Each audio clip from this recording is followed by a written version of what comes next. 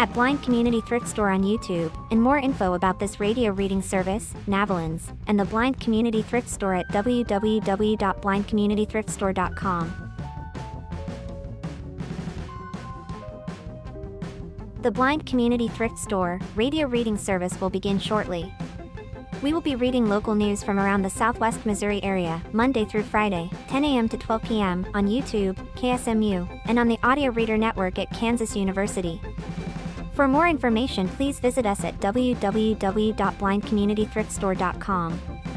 Please stay tuned as our broadcast will start soon.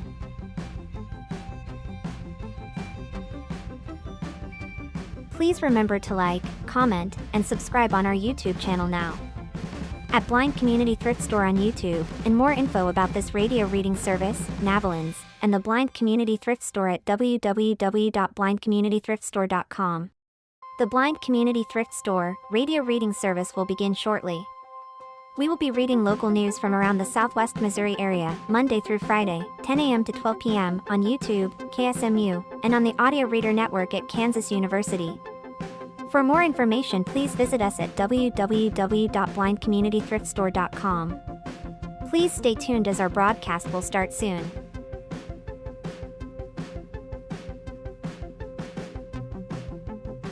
Please remember to like, comment, and subscribe on our YouTube channel now.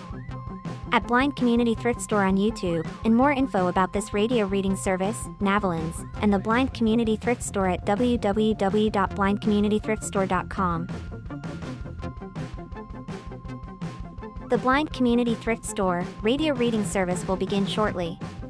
We will be reading local news from around the Southwest Missouri area, Monday through Friday, 10 a.m. to 12 p.m. on YouTube, KSMU, and on the Audio Reader Network at Kansas University. For more information, please visit us at www.blindcommunitythriftstore.com. Please stay tuned as our broadcast will start soon.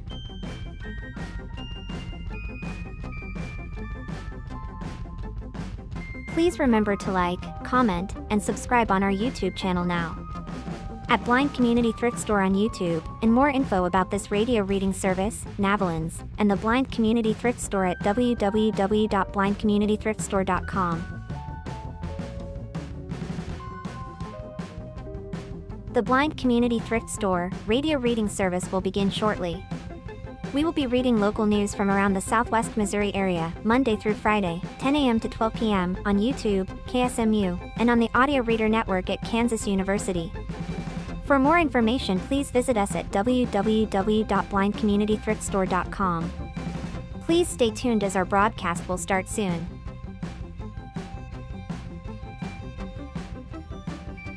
Please remember to like, comment, and subscribe on our YouTube channel now. At Blind Community Thrift Store on YouTube, and more info about this radio reading service, Navalins, and the Blind Community Thrift Store at www.blindcommunitythriftstore.com. The Blind Community Thrift Store radio reading service will begin shortly. We will be reading local news from around the Southwest Missouri area, Monday through Friday, 10 a.m. to 12 p.m. on YouTube, KSMU, and on the Audio Reader Network at Kansas University. For more information, please visit us at www.blindcommunitythriftstore.com. Please stay tuned as our broadcast will start soon.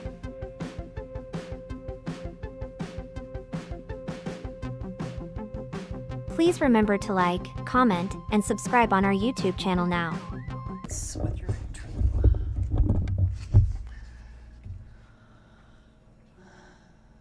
My husband was a disc jockey when we got married.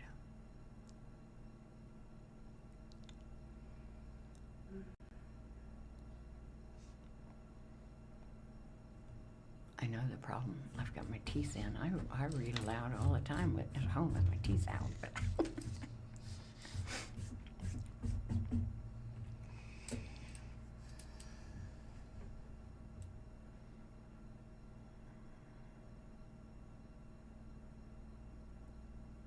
The time is 10 a.m. Thank you for tuning in to the Blind Community Thrift Store radio reading service. My name is Pat, and I'm here this morning with Gay. We invite you to listen to our broadcasts both live and on demand. Our live sessions are available on the Blind Community Thrift Store YouTube channel, Monday to Friday between 10 a.m. and 12 p.m. each week. Additionally, you can access on-demand content through the Audio Reader Network, which offers a wide range of audio materials for the visually impaired community. To explore content from the Audio Reader Network, please visit www.reader.ku.edu. The site provides details about accessing content via Amazon Alexa, Audio Reader Network mobile app, and information on receiving a radio to listen to the broadcast by KSMU Radio. All broadcasts are played over KSMU's subcarrier airwaves at 67 kilohertz on 91.1 from 3 p.m. to 5 p.m. through Monday through Friday. Contact Audio Reader Network for information on receiving a pre-programmed radio. Our first article today comes from the Springfield News-Leader by reporter Claudette Riley. Springfield Public Schools will soon launch a pilot program that will allow 2 students to gain hands-on training in HVAC and related electrical systems while pursuing a high school diploma. The pilot is the first time the district will be part of Missouri's Register Youth Apprenticeship Program, a structured career pathways that connects students with employers in high-demand industries. The apprentices, who are paid, will gain on-the-job training and experience while also earning industry-recognized credentials and college credit. Superintendent Greta Latham said the pilot will allow the district to establish an internal system, compliance processes, and best practices necessary before expanding the program and other career and technical education, or CTE, options.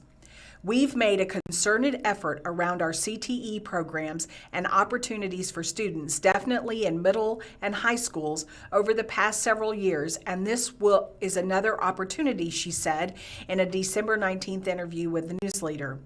We have a need in our district for employees on the operational side of the house, especially HVAC. The program, administered in partnership with the Department of Elementary and Secondary Education and the U.S. Department of Labor, will build the workforce within SPS and give students skills that will translate into a career. The plan is to launch the program in January 2026. SPS will accept applications and students will go through a standard hiring and vetting process just like other district employees. Ben Hackenworth, Chief Strategy and Innovation Officer, said the district has been interested in engaging with the Registered Youth Apprenticeship Program for several years. One of the challenges is we're providing student apprentices to industry, and there is a lot of supervision, a lot of training that goes with that, he said. Hackensworth said given the demand for trained HVAC professionals in the district and community, it made sense to start there. The district has explored models that have worked elsewhere. This really happened in a way that we have a need, he said. He added, we saw a way we could be both the sending school district and the employer in a high-demand field and begin to grow our own. Hackensworth said the first 2 apprentices for the pilot should be able to start work out of the district's General Services Center, which is located on Chestnut Expressway, in the spring. Students will get paid while they're learning, which is a great benefit to students, he said. This particular model is a 6,000-hour model. Students can earn up to 2,000 of those hours while they're in school and then go to work to complete their apprenticeship if they choose to, get a nationally recognized credential from the U.S. Department of Labor. Hackensworth said the credential is sought after by many employers. Kids just get a jump start on their career by doing this, he said. Our hope is that we'll train those students and they become great employees for SPS, but if not SPS, somewhere here in our community. The district is purposeful starting small. If the approach works, the plan is to expand. We've already had meetings set up with other employers interested in partnering for this very same sort of model, Hackensworth said. There is a lot of interest out there, and there is a great jumping off point for us. The article here is from Springfield Daily Citizen. The headline is 2026 will be a busy year for completing MSU construction projects. Missouri State University will use a lot of oversized ribbons in 2026 as it celebrates the completion and opening of several construction projects. The university's Board of Governors was given a construction update during meetings on December 11th. The update was paired with a financial outlook of current year budget cuts and a preview of the budget for the 26-27 year. MSU finds itself in similar position as Springfield Public Schools in that it is struggling with budget cuts. At the same time, it is experiencing a construction boom. The two institutions are similar in that funds for construction projects and operational costs are separated, and money cannot be easily exchanged between the two pots. Unlike SPS, Missouri State does not collect a property tax that handles paying for new buildings. As Matt Miller, Vice President for Administration and Finance, shared information to the board about a potential $7.1 million shortfall, he said that about 90% of about $207 million in construction was paid with state and federal money, from state workforce development grants to federal COVID recovery grants. While the university's reserve funds could not be used for the budget shortfall, they were used to provide matching funds for those grants, he said. During that update, Mark Wheeler, the university's Director of Planning, Design, and Construction, reviewed some of these construction projects with members of the board's Facility and Finance Committee. His update included a number of projects slated to open in time for the 2026-2027 school year. Phase 2 of Blunt Hall. The majority of Blunt Hall has already been reopened and put to use for students. While MSU celebrated the end of a first phase of construction, a second phase continues, Wheeler said. Across the two phases, the project calls for about 72,000 square feet of new space and 66,500 square feet of renovation. The first phase overhauled the aging building's power and utility systems with environmental upgrades that are the most advanced on campus, Wheeler said, but the second phase is a bit more challenging. I have always said that phase 2 would be the messier part of the project, Wheeler said. As complicated as phase 1 was, it was isolated. We're working in the middle of the year. That is the only way we could execute this job. We cannot relocate these folks to other spaces on campus because of the lab space. Most of the work in phase 2 is happening in the western half of the building, including a renovation of the pit, an open-air lounge at the bottom of brutalisaria stairways between floors. Workers are renovating classrooms and offices, including accent colors in the university's signature maroon. Wheeler said most of this work will be complete in time for homecoming. The entirety of the project's about $121 million cost comes from COVID recovery grants. The state of Missouri and Greene County allocated money from the American Rescue Plan Act, as did the Health Resources and Services Administration and Sunderland Foundation. The Judith Enyart Reynolds Complex. MSU also hopes to raise the curtain next year for new theater spaces inside the Judith Enyart Reynolds Performing Arts Complex. The plan calls for replacing the Art Annex and renovating Craig Hall, while also improving the space in front of the buildings in the corner of National Avenue and Grand Street. When completed, the complex will house the university's Reynolds College of Arts, Social Sciences, and Humanities, and feature a freshened-up look intended to be a front porch for the campus. Craig Hall will have a number of renovations, including an expanded scene shop, multiple accessible entrances, and an improved student center. The new building will offer state-of-the-art black box theater. The $35 million project is funded in part with a $12 million grant from the C.W. Titus Foundation and the Tim and Judith Reynolds family. That gift remains the largest one-time gift the university has ever received. That donation, combined with $5.5 million in university funds, is being used to meet MSU's end of 50-50 match grant from the state worth $17.5 million. A small fire in July slowed construction in Craig Hall, Wheeler said, but work is on schedule for its planned completion. Board members during their February meeting will consider a matter related to insurance coverage. As for the new building, construction has reached a point where the transformation is visible along Grand Street, Wheeler said. It is really starting to show its presence over the past few weeks. You can start to see it taking shape. This will be a new entry that complements previous work on Grand Street underpass, so you will come up out of the tunnel and walk to a historic quad through this gateway. Cheek Hall. One of the buildings on that quad is undergoing a renovation. Cheek Hall, originally built in 1955, is getting modernized with upgraded electrical, plumbing, and life safety systems. About 43,000 square feet will be improved throughout the first phase of the project.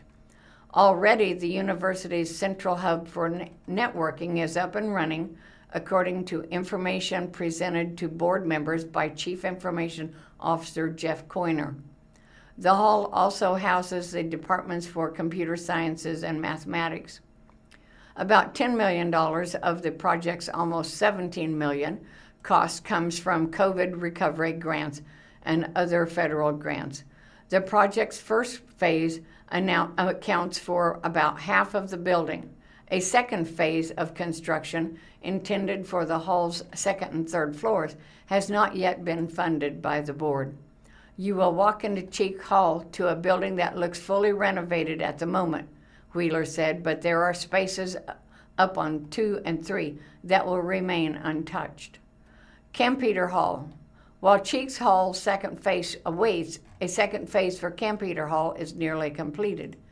Portions of the building not completed during the first phase in 2022 will be renovated for a new integrated multidisciplinary clinic, as well as more research and open office spaces for the kinesiology department. Clifton N. Smart University Advancement Center. The year ahead will bring a realization to a long-held goal to build an alumni center on campus. Construction for the Clifton M. Smart University Advancement Center remains on track for completion in 2026. When finished, the 28,000 square foot building will be the home for alumni events and services, housing the university's foundation, alumni relation, and advancement department. It will feature an event ballroom with seating for about 180, as well as a lobby, gallery featuring the university's history, office suites, conference rooms, and an executive board room, and an outdoor lawn for events. Its placement on National Avenue and Bear Boulevard will be across the street from the Davis Harrington Welcome Center. Board members were able to take a tour of construction after their meetings. You can drive by National now and see the rate at which the building is being constructed, Wheeler said. There is some really amazing spaces inside. We are tracking to have a series of events for homecoming next fall, and the project will be complete by then. The $26.2 million project is funded mostly by more than $20.8 million of the Missouri State University Foundation. It was named after former President Cliff Smart, thanks to an anonymous 7-figure donation. This article was submitted by Joe Hadsel, and it was part of the Daily Citizen on December 24th. Now back to Gay. Arlo Bank opens its new Springfield Baking Center. This is a report by Karen Kraker, who is a reporter for the Springfield Business Journal. Arlo Bank's newly opened 8,500 square foot building at 4109 South National Avenue, just south of US Route 60, doesn't look like the former Mexican restaurant, but that's what it was. The former Las Cobos Mexican Grill and Cantina, once sporting tropical pink and blue exterior accent colors, closed in late December 22. Now clad in natural stonework and wood trim, Arlo Bank aims for a vibe that's almost as comfortable. In an interview with President and CEO Mark Bybee, he gestured to the walls of his office. "This was a dining room," he said. He said he is satisfied with the renovation. The facility, which has 20 employees, was finished in August and opened to customers in November. "It just feels open and nice. You've got music coming in, a scent when you come in," he said. An added touch, a sand table in the lobby offers a chance to give a personal welcome to a customer by writing their name on the surface. This is now the sole location for Arlo Bank, which formed through the October 1st, 2024 acquisition of the century-old Systematic Savings Bank for $14 million following a $40 million capital raise. Bybee confirmed that the downtown location at 318 South Avenue is open solely by customer appointment only and will close in March of 2026. Bybee said Arlo Bank officials knew the location was great, so they approached architectural design Buxton Cupid Dodd Design Collective, which performed the renovation. They said they could absolutely work with the building, he said, so we moved forward. He declined to disclose the cost of the building purchase or the cost of the renovation and infill. The front wall of Bybee's office is all glass, while the back wall has a large window letting in natural light. The side walls are painted a deep gray color, identified by Director of Client Services Jesse Tyndall as the color ironwood. The CEO's office reflects the design principles at work throughout the building, a high-ceiling, open-concept layout that nevertheless offers space for client privacy. According to Bybee, Arlo Bank has an eye solidly fixed on expansion of its customer base and holdings, and maybe in the future its building as well. He said the bank has raised enough capital to handle its growth projections for its first 4 to 5 years, adding, "We're looking to grow just as much as we can, but do it safely." According to Bybee, Springfield needs local banking options. More and more local banks are being bought out by big banks which don't know the Queen City as well as people who are from here, he said. Bybee said not starting from the ground up, but through an acquisition gave Arlo a big advantage. It really was either do that and start from zero. We paid a relatively small fee to purchase Systematic and kind of a start with a baseline. We're going to make money the first year, which is pretty amazing for a small bank. Profit projections for this year are around $500,000, Bybee estimated, adding that the normal expectation for a small bank would be to lose money for its first 2 to 3 years. As for customers, while he isn't sure of the exact number, he figures around 80 to 85% of Systematic customers switched over to Arlo. Downtown is a very specific location, he said, and not every customer was willing to move to a different banking location. Bybee said the team has grown the bank from its $60 million in assets at the time of acquisition to almost $200 million. It's just the kind of relationships and customers we have, he said. And the team has experience with promoting growth, he added. He himself came from Oakstar Bank, and during his 15 years there, his last 2 as president, that institution grew from $80 million when he started to $2.4 billion when he left. It's just taking care of our customers, he said. You just got to do the right thing over and over again. If you make a mistake, you own it and you move on. Bybee said Arlo had made a significant investment. He declined to disclose specific figures in new banking solutions with Arkansas-based Smiley Technologies it finalized this month. It was a large investment, but it was the smart thing to do, he said. Arlo officials do not plan to build branches. Maddie Walker, Chief Operations Officer, said more customers are bypassing in-person banking for online transactions. Bybee added that Arlo is not investing in a series of ATMs, instead choosing to reimburse customers the fees they are charged if they use those owned by other banks. An open house was held for 150 shareholders last week. It was fun to show off the space, said Walker. Bybee said growth is the goal for Arlo Bank. From his office computer, he showed a rendering of a possible multi-story expansion, phase 2 of the physical growth plan, though there is no set date for it, he said. He verified that the bank could grow as much as another 30,000 square feet at its current location. As we grow and make money, put ourselves on a nice sound footing, we'll look into that, he said. And this is from the Springfield News-Leader on December 28th. Missouri hopes federal funds will ease the strain on rural hospitals as cuts loom. For the 2.5 million Missourians in rural areas, health care is scarce and hospitals are struggling to survive.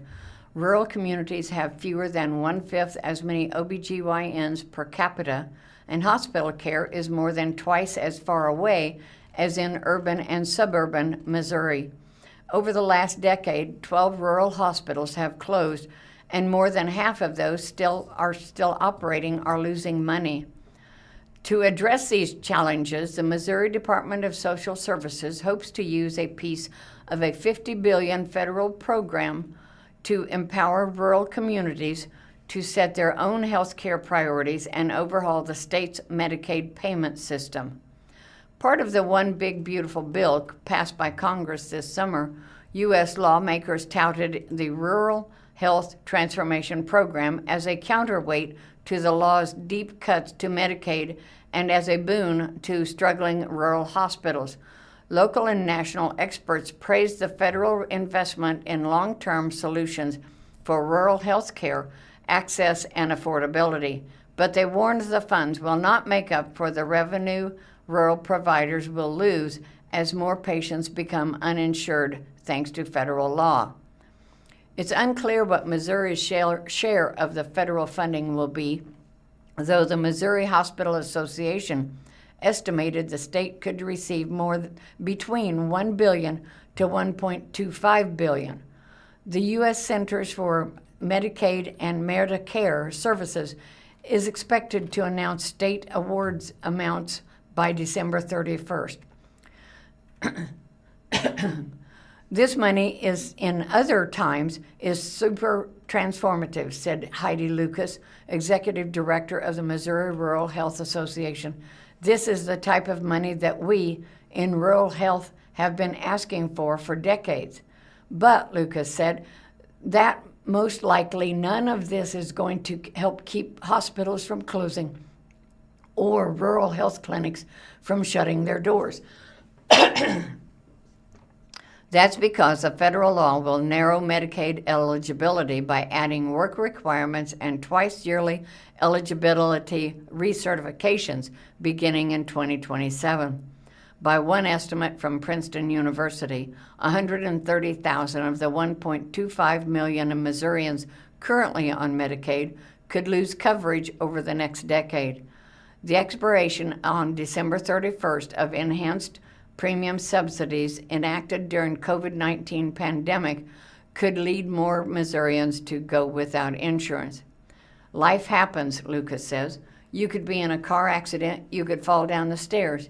You're still going to go to the hospital, and they're still going to be required to give you care whether you pay or not.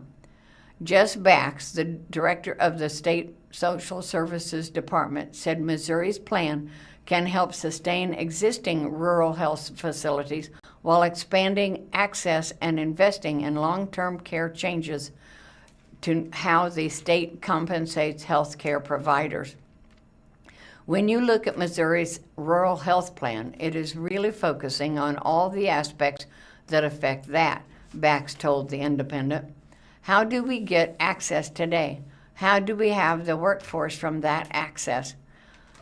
And what technologies could we utilize to expand that access? And then how do we buy or build a payment model to make sure that the access stays in place? But experts and healthcare professionals said the federal funding wasn't designed to offset providers' anticipated losses from increases in uncompensated care.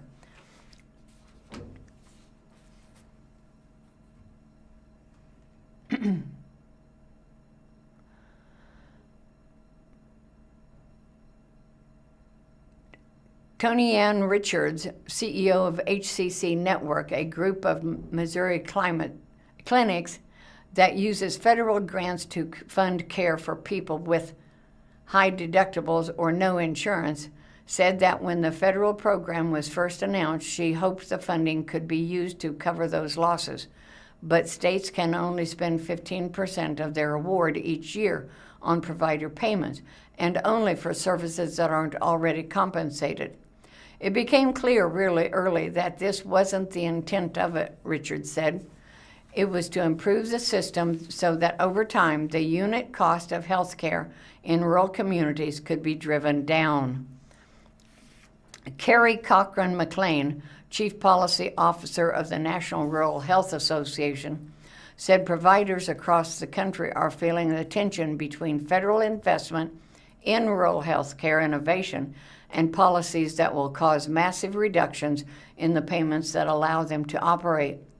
We want to be able to invest in our future and enhance quality of life in rural areas, Cochran McLean said, but we still need adequate reimbursement day to day to be able to make ends meet in our facilities and provide the services we need for our populations. Hubs and spokes.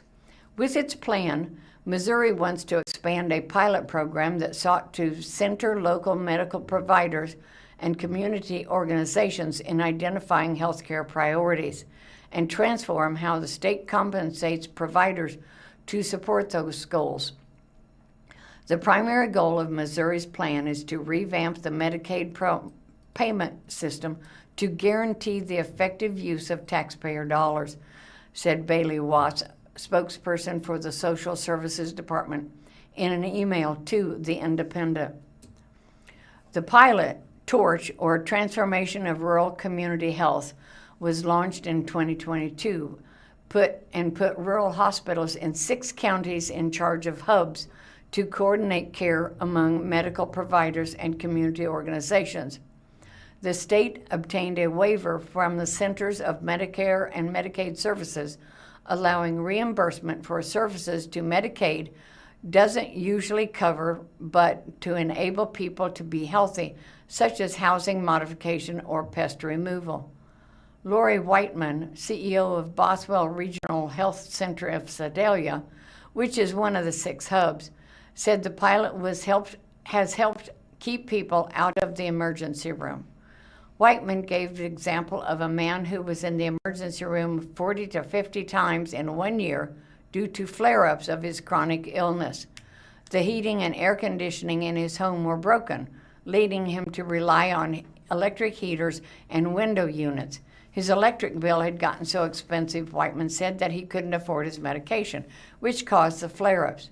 Using the pilot program, Whiteman said the hospital bought him a new HVAC unit through Medicaid. It's now been 6 months and he hasn't needed to be back in the emergency room department at all. The applications for federal funding proposes to establish 30 community hubs over 104 counties with staff at the regional and state level to coordinate partnerships and track outcomes. Each hub would include medical providers and company organizers offering services to help keep people healthy, like food assistance or transportation. Communities would be able to identify local needs such as medical transportation, Bax said, and request funding.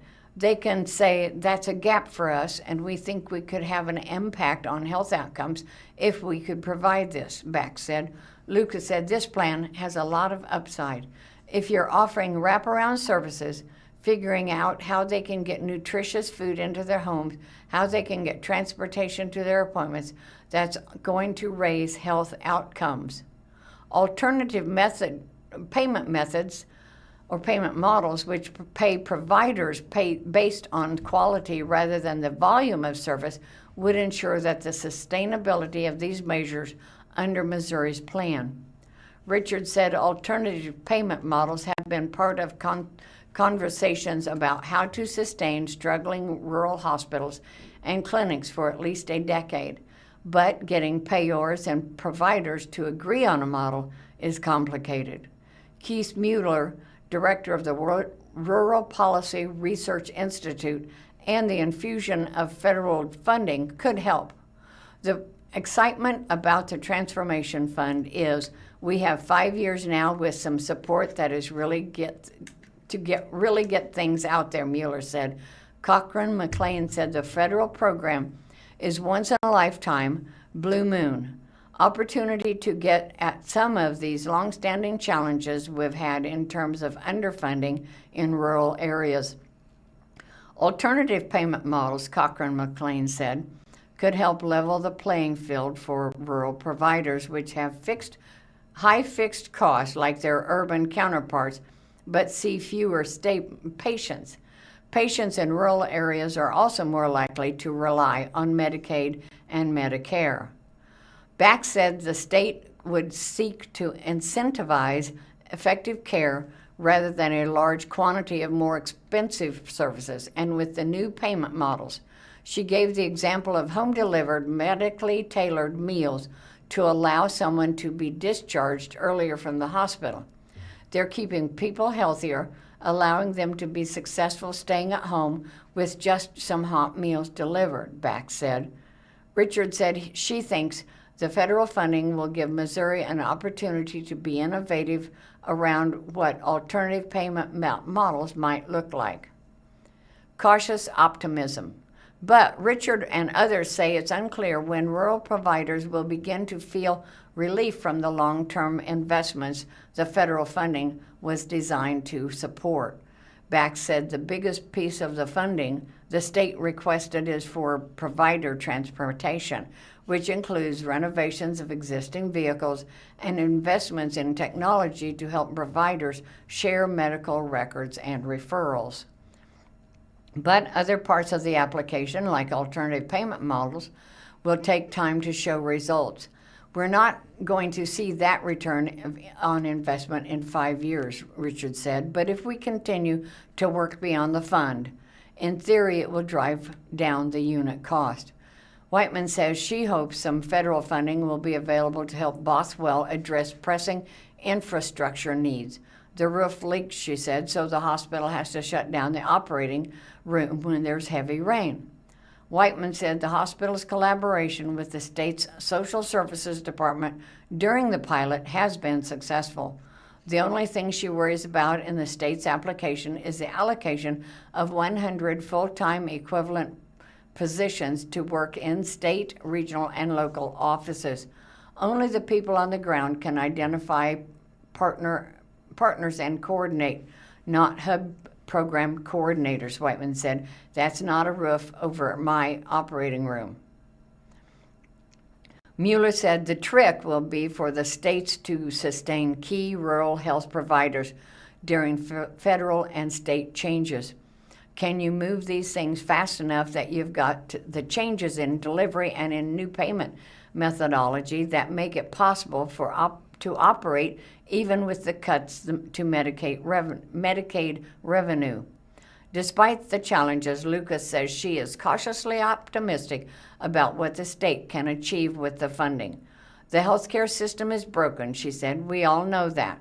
So if we're better able to support our communities, we are grateful for this money to be able to do that, because that's never been a possibility like this. Everybody wants it to work. This article was submitted first published at the Missouri Independent and then submitted into the Springfield News-Leader. And that was on December 28th. According to reporter Marta Maez from the Springfield News-Leader, a man who worked as a janitor at McDonald County High School has been sentenced to 10 years in prison after hiding a camera in the girls' locker room. Roger Copeland of Neosho has pleaded guilty to 2 counts of felony invasion of privacy and 20 counts of endangering the welfare of a child for creating a substantial risk to the life, body, and health of 20 girls, according to a news release by the Missouri Attorney General's office.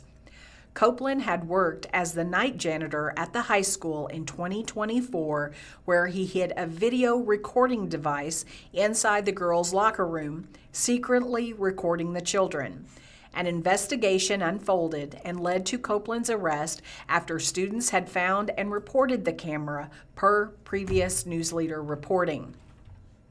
According to the release, when the man was questioned by law enforcement, he had admitted to putting the camera there and stated he wanted to look at girls' bodies and faces because they were pretty. On December 23rd, Copeland was sentenced to a total of 10 years imprisonment. A maximum sentence on each count under the plea bargain was secured. Schools should be a place of safety, not of fear. We are committed to making sure that students feel safe and are safe while they are at school, said Greg Goodwin, Chief Counsel of the Public Protection Section, in a release. We will hold predators accountable no matter where they attempt to prey on vulnerable victims. Copeland was originally charged with sexual exploitation of a minor, possession of child pornography, and invasion of privacy, according to previous News-Leader reporting. Marta Maez covers the government for the Springfield News-Leader. Another article in the Springfield Business Journal: CFO grants $120,000 through Welcoming Communities program. This is by the Springfield Business Journal staff. Nearly a dozen agencies in Southwest Missouri are the recipients of the latest round of grants from the Community Foundation of the Ozarks. The organization on December 18th issued $120,000 to 11 agencies at Eden Village through its Welcoming Communities Grant Program, according to a news release. The program supports projects that bring awareness to issues of access and inclusion while improving the quality of life for underserved and underrepresented people in central and southern Missouri. A community is built by people who feel a sense of belonging, and that community is more vibrant when we extend that belonging to all people, said Winter Kinney, CFO's president, on a CEO release. We are proud to help these agencies ensure that more people feel included and empowered in our region. The grant recipients are American Indian Center of Springfield, Missouri, $12,600 to support powwows in Springfield and Waynesville and to hire a food pantry worker. Blasian Network, $4,738 to support courageous leaders and partnerships with You Belong, expanding inclusion educational programs for underserved youth and families in Joplin. Boys and Girls Clubs of Southwest Missouri, $10,500 to support Opening Doors, Building Belonging for Every Youth, a program to foster accessibility, inclusion, and belonging for underserved youth in the Joplin area.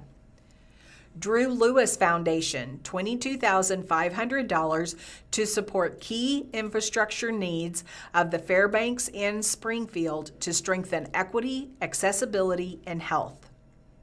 The Gathering Tree, $8,100 to support an accessible patio and resident-led programming at Eden Village 3 in Springfield.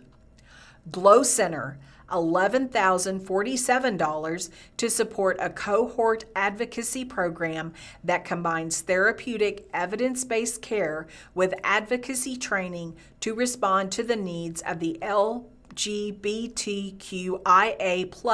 Missourians. Harmony House, $21,515 to support in-shelter resources and activities that promote community connection and long-term stability for area residents fleeing domestic violence. The Kitchen, Inc., $4,000 to support life-saving services such as helping obtain identifying documentation for homeless and at-risk youth through Rare Breed Youth Services. SAAB National Headquarters, $5,000 to support Project WRAP, which is Reaching Adulthood Prepared, which provides opportunities for underserved Springfield area students to engage key stakeholders to help them reach their full potential. University of Missouri Extension, Oregon County, $15,000 to expand inclusion 4-H programming in Butler, Carter, Oregon, Reynolds, Ripley, and Shannon counties that engage youth with disabilities in leadership, civic, career, and mental well-being activities. Webb City School District, $5,000 to support Unified Cardinals, a program that promotes kindness, inclusion, and authentic relationships among all students at Webb City Junior High School. The Welcoming Communities Grant is supported by CFO's unrestricted funds according to the release.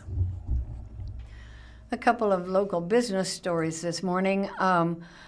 Pips Barber, the owner of Pips Barber, has purchased the historic building off of Route 66. The owner of Pips Beard Craft and Barber has purchased the historic Springfield building that has housed the business for the last year. The purchase cements Pips Place, located at 930 West College Street, in the heart of the College Street Redevelopment District. Owner Aaron Pippin said he is happy to carry on the legacy of the building, which formerly housed Peggy's Beauty Shop for decades. It has been a passion project for Pippin, who moved to Springfield in 2018 after discovering barber school. He said his dream was to open a shop on historic Route 66. Pippin worked at Rogue Barber Shop for about 5 years. At the end of 2024, Pippin started leasing the building on College Street, and Pips was born in 2025. Pippin closed on the property purchase December 11th, 2025. Excuse me.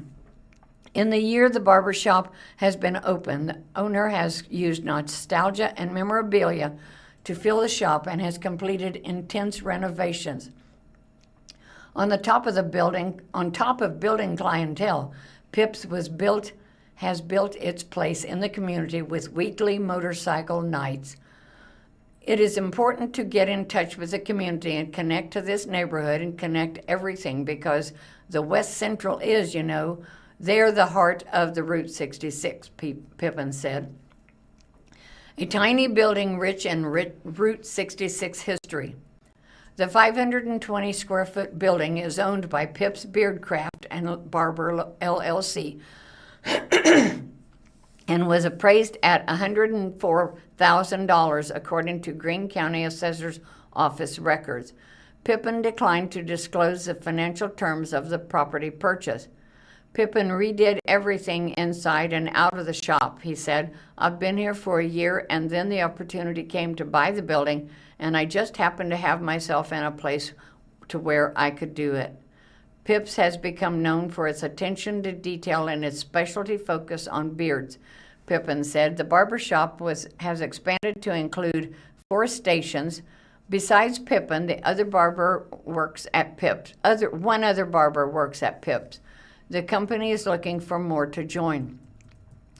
The barbershop business is awarded a Preserve Route 66 Legacy Business Grant from the National Trust for Historic Preservation, according to the company press release. This grant will be used to design and reconstruct a Route 66 themed street sign. Pips is going to be synonymous with the community, Pippin said. We're going to do community support stuff throughout the year. The next year is the 100th anniversary of Route 66, so we're going to really lock in and try to do some community stuff with that. We want to give back to the community, and we want them to know we're going to be here. This article was submitted by Ryan Collins to the Daily Citizen. The other article is about a florist in Republic, and they had a unwanted, I guess, visitor on Christmas Eve. A car crashed into their establishment. A car crashed into Heaven Sent Flowers and Gifts in Republic on Christmas Eve. Owner Marla Klippies said the crash happened around 10:30 a.m. December 24th, and she had several customers and employees in the store. We had some people stuck in here because they couldn't get out, Klippies said. The business owner said one of her regular customers was shoved several feet by the vehicle's impact, but she believed the person would be totally fine. Republic Police Department said there were no reported injuries after the car crash, according to a December 26 emailed statement from Sergeant Frank Schreiber. An older female that was going to the store accidentally pressed the gas and not the brake, causing the vehicle to drive through the front of the store, Schreiber said in the statement. As of December 26, Heaven Sent Flower and Gifts, located at 923 U.S. Highway 60 East, was open for business as usual, Klippies said. And that article was submitted by Zoe McIntyre, again to the Daily Citizen. Another article from the Springfield Daily Citizen from Steve Pokin, The Answer Man. Why did work stop on construction of a new Burger King in Ozark? John, I have to admit it. Answer Man. In 2022, the Burger King in Ozark was damaged by fire. The building was razed and the lot was empty. Last year, construction started for about a month and then everything halted again. The construction fence is still up. It's an eyesore. Would you find out exactly what's going on? That question was submitted by John Hamilton. Steve responds, John, I have to admit it. It's a bit intimidating when someone asks me not only to find out what is going on, but find out exactly what's going on. Nevertheless, I'll tell you what I've learned. Meeks, which sells lumber and building materials, on September 3rd, placed a mechanic's lien on the Burger King property at 1699 West Jackson Street. A mechanic's lien is a tool used to secure payment for an unpaid debt. It attaches to the property's title. The lien was satisfied and removed on December 10th, according to court records, but it might explain a little bit of the delay. The Meeks store at 735 North Massey Boulevard in Nixa had alleged in court filings that it sold $33,605 in building materials for the project and was not paid. It sued Checkmark Construction, LLC, in Blue Springs. Burger King and the Missouri company that is listed as the owner of the property in public records at 1699 West Jackson Street, LLC. This happens a lot in development. The limited liability company formed to construct a project carries the address of the project. I drove to Ozark earlier this month to take a look, and yes, the site looks like an eyesore. It's nestled between a Great Southern Bank and a Commerce Bank and is just off the east side of 65 Highway. The legal owner of the Burger King site in Ozark, as I mentioned, is a legal liability company that has the same name as the address. The mailing address for this company is 35 Seacoast Terrace in Brighton Beach in Brooklyn, New York. David Sakinchi of New Jersey tells me his family owns the land, but not whatever building is on the land. His family bought it about 15 years ago. A Burger King was on the property at the time of the purchase. The Burger King's franchise operator pays the family rent. He said he was aware of the December 22nd fire, but was under the false impression the rebuilding of the new Burger King was going well. I sent him the photos that I took that are in my column. He tells me the current franchise owner of the Burger King is Tasty Restaurant Group with headquarters in Dallas, Texas. It operates and manages hundreds of quick service restaurants for major brands like Burger King, Pizza Hut, Dunkin' Donuts, Kentucky Fried Chicken, and Taco Bell. The name Rosa Banks with the Tasty Restaurant Group appears on one of the building permit applications filed with the city of Ozark.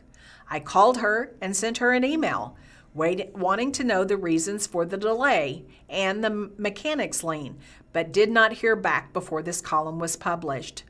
City officials haven't been that helpful either. Neither the city's public information officer nor the city's planning and development department have returned my calls.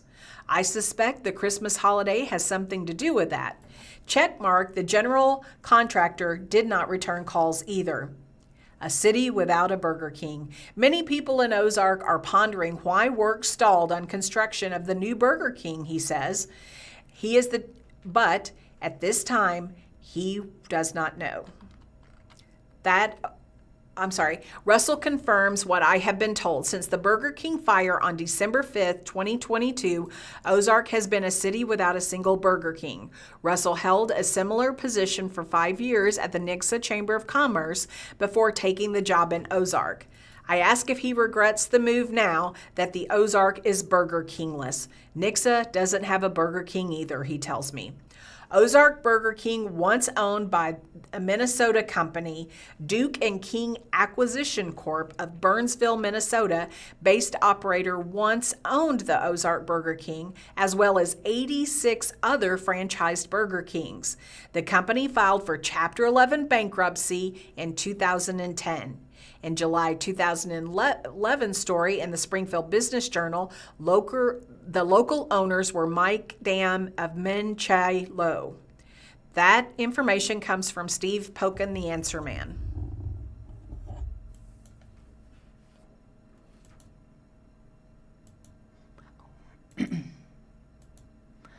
Nixa is looking forward to some improvements planned for their busiest four-way intersections coming soon.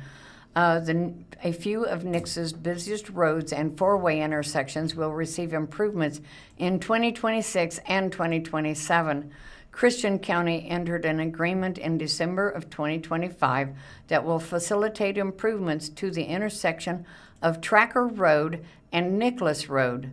The city of Nixa is also beginning a project to improve the corridor of Main Street between Tracker and Highway CC, while the Missouri Department of Transportation, MoDOT, is working concurrently to install a roundabout at Highway CC and Main Street. The two intersections are four-way stops with high volume of traffic entering and leaving Springfield. Highway Administrator Miranda Beatles described Tracker and Nicholas as possibly our busiest roads and intersections maintained by Christian County. There are a lot of traffic issues, Beatles said at a Christian County Commission meeting December 19th. There's heavy movement to the north to get to Greene County in the morning and heavy movement to the south in the evening for folks coming back. Traffic can get backed up more than 100 vehicles at a time when it's really busy. In 2021, the Nixa Street Department reported an average daily traffic count of 8,632 vehicles at the intersection of Nicholas Road and Tracker Road. Tracker and Nicholas could get a roundabout. Christian County's agreement with the Missouri Highways and Transportation Commission will reimburse the county for cost of improving the Tracker and Nicholas intersection at 80% of the project rate, not to exceed $944,000. The county will bid for engineering services in April of 26, according to the project schedule. After the county receives a study and recommendations on the most efficient way to improve the intersection, construction may begin in late 2027. Beatles said that a roundabout is one possible solution. It's not a location where a traffic signal could be involved, since it's not two state routes, she said. The roundabout is still planned for CC and Main, as NICSA collaborates with MoDOT. The four-way intersection at Main Street and Highway CC carries about 8,300 vehicles daily, a comparable volume to that of Tracker and Nicholas, according to MoDOT. Highway CC connects NICSA to Ozarks and to Springfield by U.S. Highway 160 and Highway 65. MoDOT reported that it began removing trees at Cedar Street to facilitate the construction of a roundabout in November 2025. The entire project is estimated to cost $5.75 million. At the same time, NICSA budgeted $3.6 million in its 2026 to 2030 capital improvement plan to expand Main Street from Tracker Road to Highway CC in 2026. The NICSA Streets Department reported an average daily tracker count of 14,432 at the intersection of Main Street and Tracker Road, a signalized intersection. Intersection roads with planned improvements. There is a drawing here of how the layout would be for these improvements. The city received federal funds through reimbursement grants from the Ozarks Transportation Organization for the project. NICSA Streets Superintendent Jeff Russell said in an email to the Daily Citizen. NICSA's improvements to the Main Street corridor will include a center turn lane and pedestrian accommodations. While the city began acquiring right-of-way for this project, staff learned that MoDOT's planned for a roundabout. Both entities agreed that this would be a great opportunity to combine the two projects so state and local governments could work together for the common good, Russell said. KCI Construction will work with the city to complete the Main Street improvements. Russell added that utility relocations are underway and construction may begin in March 2026. This article was submitted by Zoe McIntyre to the Springfield Daily Citizen. In a following article, also by Zoe McIntyre, Convoy of Hope's new facility will feed over 1 million children daily. Convoy of Hope is getting ready to launch a new food manufacturing and packing facility located at the nonprofit's Brookline headquarters. Construction is wrapping up around the first quarter of 2026, and the facility will be operational before the end of the year. With 8 automated manufacturing lines, the facility will allow Convoy to begin producing commodities in-house for the first time. Part of the organization goal is to expand its feeding program, which serves school children in 39 counties. This is our first outing into this foray, and it's because of the need that we see, said Ethan Forhes, Convoy's Vice President of Public Engagement. It's a game changer for Convoy of Hope. It positions us in a way to feed well more than 1 million children every school day, and also to help meet the needs of the United States. And by taking some control ourselves, we are able to ramp it up and really utilize it to our highest capacity. Convoy's goal is to feed 1 million children around the world each day by 2030. Since COVID-19, Forhes said the nonprofit has also observed an increase in the number of American working families who need supplemental meals at the end of each month. Convoy's new facility will require a staff of about 10 people to operate the automated lines, Forhes said. The lines will combine raw beans and rice with seasoning to make complete meals. In the future, the facility will create items like pasta and cereal. Nutritionists advise Convoy on the food it distributes. They make sure the meals have vitamins, minerals, and micronutrients that a child needs for the day. Basically, it's likely, sadly, that this will be the only meal of the day that many children have.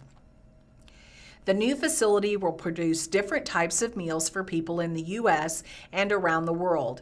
It's going to be a mixture of international and domestic, so it's hard to put a number on how many meals it will make, Forjes explained. The number will be in the hundreds of millions. If all 8 lines were producing at the same time at the facility, 776 million meals for international distribution in the year of about 240 million for domestic distribution, he said. Forjes added that the estimates were based on the facility operating with an 8-hour shift. Convoy should double production in the future by staffing people to work 2 shifts each day. The organization is currently finding farmers in Missouri and across the Midwest to supply bulk commodities for manufacturing.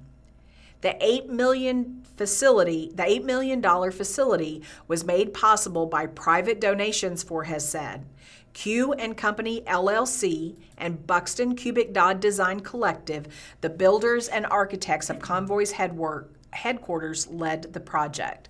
Again, that article was by Zoe McIntyre. Thank you for listening to the Blind Community Thrift Store radio reading service. Come by and see us in person with daily deals at 2713 North Kansas Expressway in Springfield, Missouri. Veterans receive 25% discount every day, providing significant savings as a token of appreciation for their service. Additionally, the store features a weekly clothing sale where all clothing items are available at 50% off every Wednesday. Seniors age 55 and older benefit from a 25% discount every Tuesday, making shopping more affordable for the senior community. The thrift store is a 17,000 square foot thrift store located here in Springfield, Missouri. It holds the distinction of being the first retail store worldwide to incorporate NaviLens technology, which significantly enhances accessibility for the blind, visually impaired, and non-English speaking individuals. This innovative system enables customers to navigate and shop with minimal assistance, fostering independence and confidence. The store operates as a nonprofit organization dedicated to generating funds that support the provision of adaptive technology training for the blind and visually impaired, often at little to no cost. Visitors can learn more about the organization and access its services by visiting the store in person at 2713 North Kansas Expressway or by exploring the website at www.blindcommunitythriftstore.com. The website offers comprehensive information about the store's mission, services, and opportunities for community involvement, as well as details about the free store available to residents in the Springfield area. This article initially was posted on Christmas Eve, the 24th, when it took place. This is a follow-up on Springfield police officers shoot suspect after a domestic disturbance. On Christmas Eve, Springfield Police Department officers responded to a domestic disturbance call that resulted in the suspect being shot. At 9 p.m. on Wednesday, December 24th, officers responded to the 2400 block of Northeast Avenue, according to an SPD news release, where the suspect was holding a victim against her will. The victim was able to escape the home as officers were setting up a perimeter. However, the suspect exited the residence with a gun allegedly pointed at officers, according to the release. Officers then engaged and shot the suspect. They immediately rendered aid, and the suspect was taken to a hospital with life-threatening injuries. There were no other reported injuries. SPD spokesperson Chris Swaders told the News-Leader as of the morning of Friday, December 26th, the suspect was in critical condition. The 4 officers involved in the shooting have been placed on administrative leave pending an internal investigation, Swaders said. The results of a concurrent criminal investigation will be presented to the Greene County Prosecutor's Office for review. This is still an active investigation. Anyone with information about this incident can call the SPD at 417-864-1810 or make an anonymous tip at Crime Stoppers at 417-869-8477 or online at p3tips.com. Springfield Public Schools praised for work to boost student attendance. This article was submitted by Claudette Riley to the Springfield News-Leader. A community effort to improve student attendance after the pandemic recently garnered national attention for Springfield Public Schools. Superintendent Granita Lathan submitted a proposal to share details of the Attend Today, Succeed Forever initiative at the recent District Administration Leadership Institute Superintendent's Summit. They actually accepted it and said, "We were a finalist. Did not expect that to win," Lathan said in December 19th interview.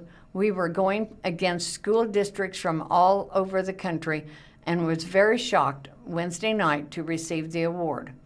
The Leadership Institute highlighted SPS awarding it a District of Distinction for prioritizing student engagement and well-being through the initiative. Our award winners embody a new model of leadership, one that unites vision, trust, and community engagement to build resilient, future-focused school systems. Amy Dujon, this Leadership's Institution Vice President of Education Community, said in a news release. After the pandemic, SBS and many districts across Missouri and the U.S. logged a sharp decline in student attendance. The Springfield District launched an initiative in 2023 outlined at the State of the Schools address, part of a regular meeting of the Springfield Area Chamber of Commerce's Good Morning Springfield event, to build awareness to the community and outline steps to improve. Regular attendance at school is the single most critical factor for student success, said Lathan in the release. If students are not in class, they miss out on essential instruction and social emotional benefits of daily interaction with their peers and teachers.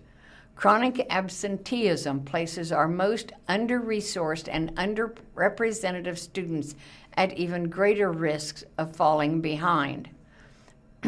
For 3 years straight, the annual performance report of the Missouri Department of Elementary and Secondary Education showed gains in student achievement. The state's largest district reported an annual attendance rate of 92.12% in 2025, up from 90.86% in 2022. In announcing the attendance goal in 2023, Latham vowed that to get drenched in Powerade if the district, with the help of patients and educators and community members, was able to meet an initial goal by the end of the 23-24 school year. She kept that promise on August the 1st, 2024, at Kickapoo High School. In an interview, Lathan said more progress is needed, so the focus on student achievement continues. We're just sticking to the initiative that we launched 2 years ago, Lathan added. If something is working, you shouldn't change it. You should just continue to get the message out.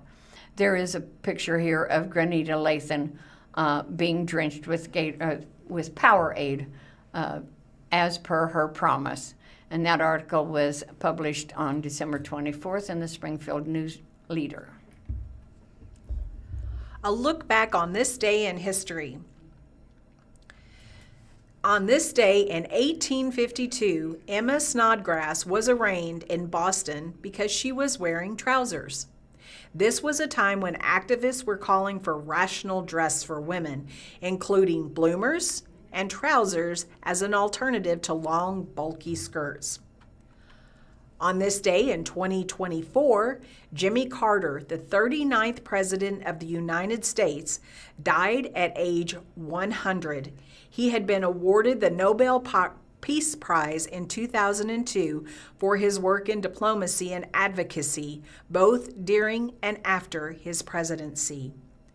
In 2022, Brazilian soccer or football legend Pelé, one of the sport's greatest players and among the first athletes to become global, died at the age of 82. Also in 2022, Vivienne Westwood, who, with Malcolm McLaren, extended the influence of the 1970s punk movement into fashion and later became a leading independent designer, died at the age of 81. If you're looking for something to do locally, tonight you can go to the Brentwood Movie Night at the Brentwood Library, and they are showing The Holdovers. It's rated R, and the show begins at 6 o'clock, and it will run until 8:30 p.m. Or you can visit the Library Center from 7 to 8, and in their Reading Like It's Hot program, they will be reading The Austen Affair, and you will discuss trending books, popular reads, and connect with fellow leaders. Also, on Tuesday, December 30th, from 6:30 to 8, Making Family History Fun will be a program at the Library Center in the Annie Bush Auditorium. Take part in our Family History series with Glenn Wicker from Family Search to learn how to look at genealogy of all levels. This came from the Springfield Daily Citizen, Scranton. Some recognition for Missouri State's most overlooked basketball star, Johnny Murdoch. This was submitted by Lyndall Scranton on Christmas Eve, December 24th. It is from the opinion page. It seems fitting that Johnny Murdoch's induction into the Missouri Sports Hall of Fame came during a week that most Missouri State eyes were focused on the football team's participation in its first bowl game as a football bowl subdivision member. Add the fact that the Bears' head football coach left for another job a few days prior to the Xbox Bowl, and his replacement was hired a few hours before kickoff. The news cycle clearly blurred Murdoch's recognition as one of the Bears' all-time athletic greats.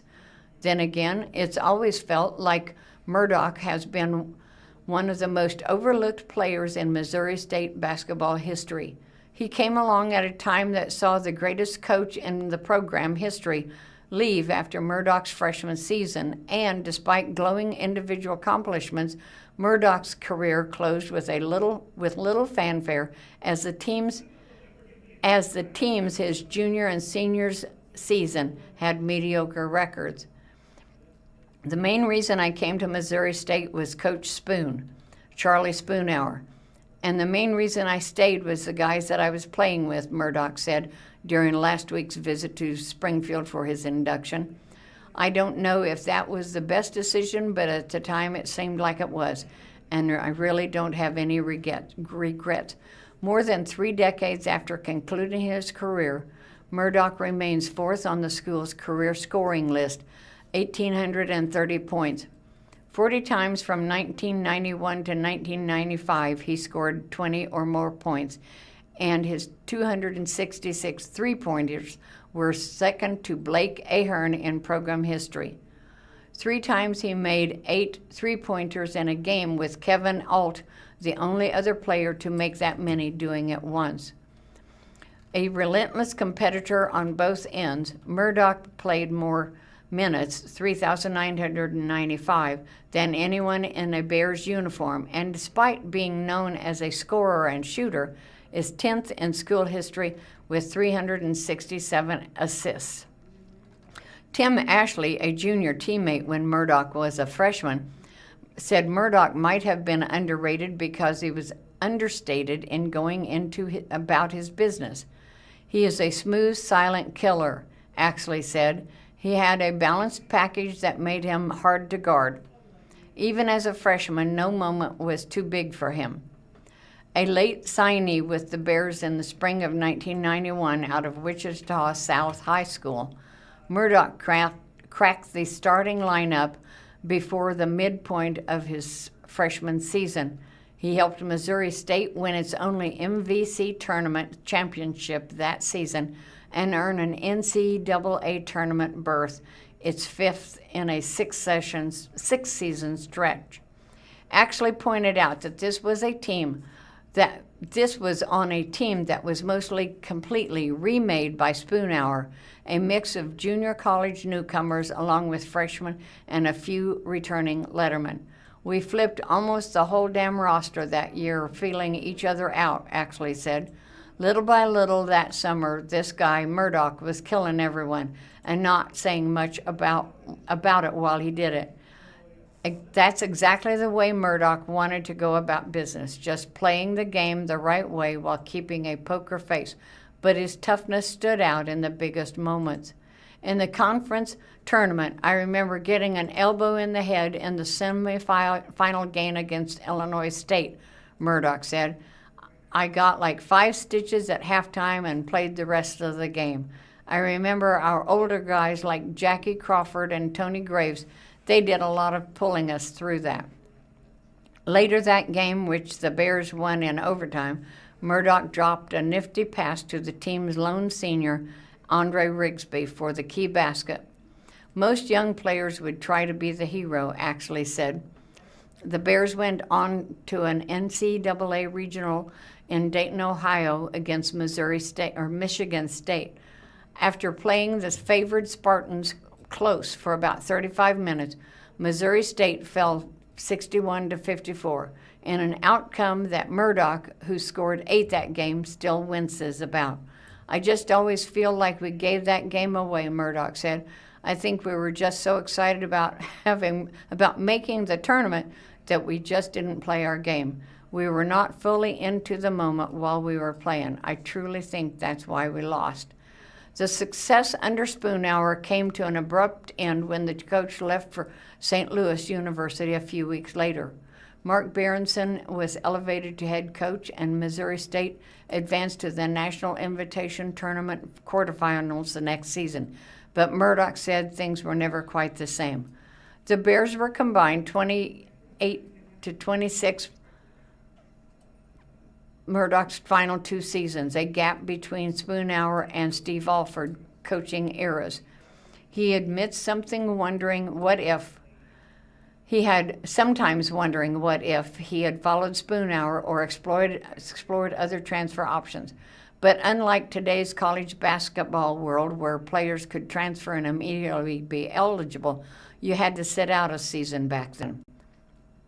Murdoch said he came to Missouri State to play for Spoon Hour and recalled the coach, who rarely played freshmen back in the day, telling he could play if he earned it. You wanted to work hard to impress him, Murdoch said of Spoon Hour. And my big thing was, if I'm playing as hard as everybody else, I should have a chance of playing.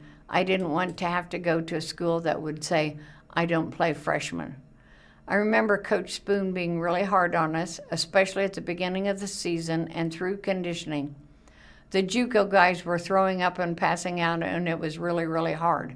And I think that was a big factor, how hard we worked and how far we went. Murdoch now works for the Mays, Kansas School District and also officiates school basketball in the Wichita area. His oldest son, Jordan, is head basketball coach at Kansas Wesleyan, an NAIA school in the Kansas Collegiate Athletic Conference. His youngest son, Johnny Jr., has played for Jordan at Kansas Wesleyan, and his daughter, Joanna, plays middle school basketball in Wichita. Murdoch said it's only natural to wonder how his career could have been different. He admits he was very close to transferring to St. Louis, but is happy he didn't, and that his legacy at the Bears in the Bears uniform was cemented. As for what part of his game he was most proud, Murdoch said it was defense. I was probably overlooked for defense, being more known for my scoring, he said, but I think I was just an all-around player. I really prided myself in playing defense. Coach Spoon had the faith in me that every team we played when I was a freshman, he put me on their best guy. to me, that was like, oh my God, I got to hold this guy. I've got to do a good job because Coach Spoon is counting on me. And for the most part, I did. An article from the Springfield Business Journal. Developer plans 64 homes in East Springfield gated community. H.C. Rogers Construction Group, LLC, yesterday announced plans for a new gated community